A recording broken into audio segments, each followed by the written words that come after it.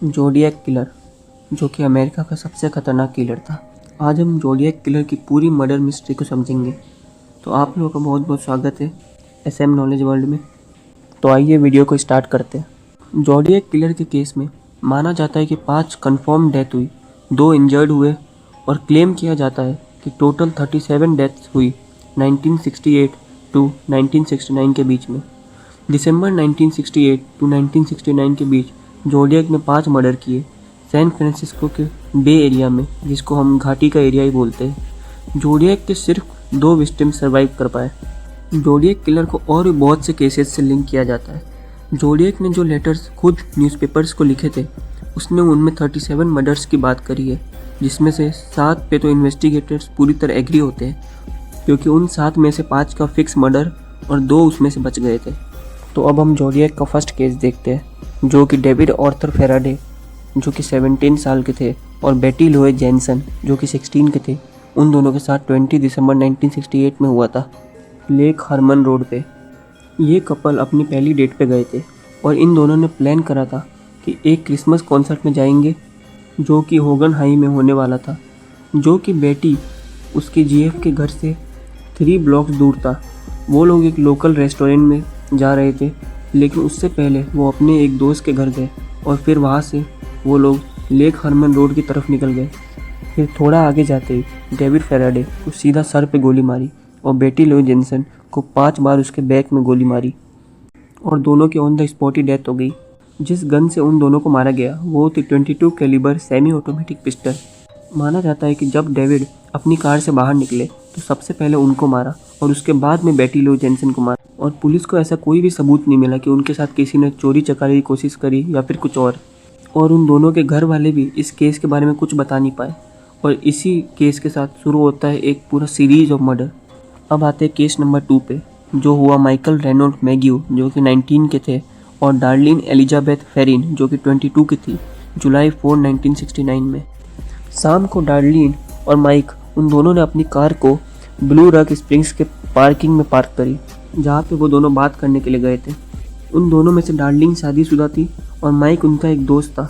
थोड़ी देर वहाँ पे छोटे बच्चों ने पटाखे जलाए और फिर वहाँ पे पूरा सन्नाटा हो गया।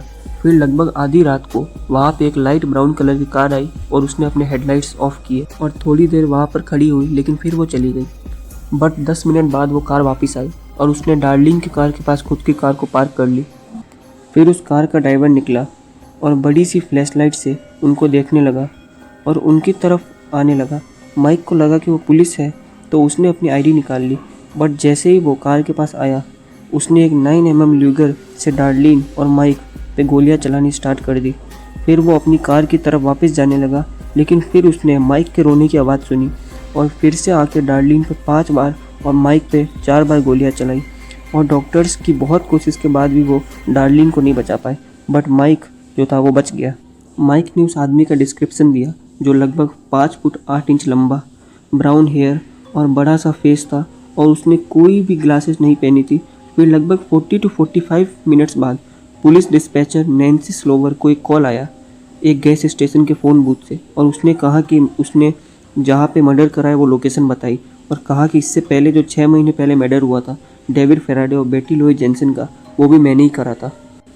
Case number 3, Bryan Kelvin Hartnell, जो कि 20 के थे, एंड सेसिलिया एंड सेफर्ड, जिनका मर्डर सितंबर 27, 1969 में हुआ। Bryan Hartnell and Cecilia Shepard picnic मना रहे थे लेक ब्रायसन तट पर। जब वो लोग अपने ब्लैंकेट पे बैठे थे, ब्रायन को झाड़ियों में से कुछ आवाज़ आई। फिर सेसिलिया ने उसको बोला कि यहाँ पे जैकेट पहना हुआ एक आदमी है जो तुमसे बात करना चाहता है। फिर उस आदमी ने ब्रायन को कुछ पैसों के लिए कहा, बट वो हंसने लगा। उस आदमी ने कहा कि वो मैक्सिको की तरफ जा रहा है और उसे हेल्प चाहिए, थोड़ा मनी और लिफ्ट। ब्रायन उसकी मदद करना चाहता था, इसलिए उसने उसको एक चेक दिया और अपने फ़ोन नंबर दिए। फिर उस आदमी ने बोला कि एक गेम खेलते हैं और सिसिलिया से कहा कि ब्रायन को पेड़ से बांधने के लिए। और जैसे ही सिसिलिया ने ब्रायन को पेड़ से बांधा, उस आदमी ने सिसिलिया को पेड़ से बांधकर दोनों को बहुत बुरी तरह से घायल कर दिया। फिर वो भाग गया और थोड़ी देर बाद एक आदमी रुका और उसने ब्रायन को खोला।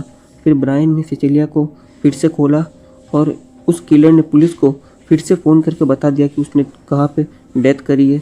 लगभग 1 घंटे बाद। और जब तक पुलिस आई तब तक सिसिलिया और ब्रायन दोनों जिंदा थे, लेकिन उसके बाद सिसिलिया की डेथ हो गई बट ब्रायन बच गया।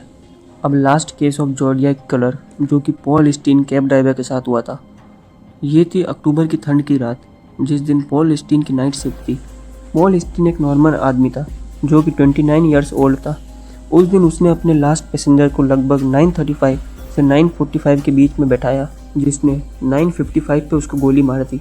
जब वो वॉशिंगटन एंड चेरी स्ट्रीट्स के इंटरसेक्शन में पहुंचे थे, एक घर में से 3 टीनेजर्स ने ये होते हुए देखा और उन लोगों ने 9:58 पे पुलिस को फ़ोन भी करा, बट पुलिस तब किसी और काम में बिजी थी, कहीं और पेट्रोलिंग कर रही थी, इसलिए वो आ नहीं पाई।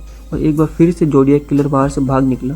फिर इन तीनों बच्चों ने उसका डिस्क्रिप्शन बताया। बोला वो 5 फुट 8 इंच लंबा, क्रू कट हेयर, ग्लासेस पहनी हुई थी और डार्क ब्राउन कलर के ट्राउजर्स थे और उसके डार्क शूज़ थे।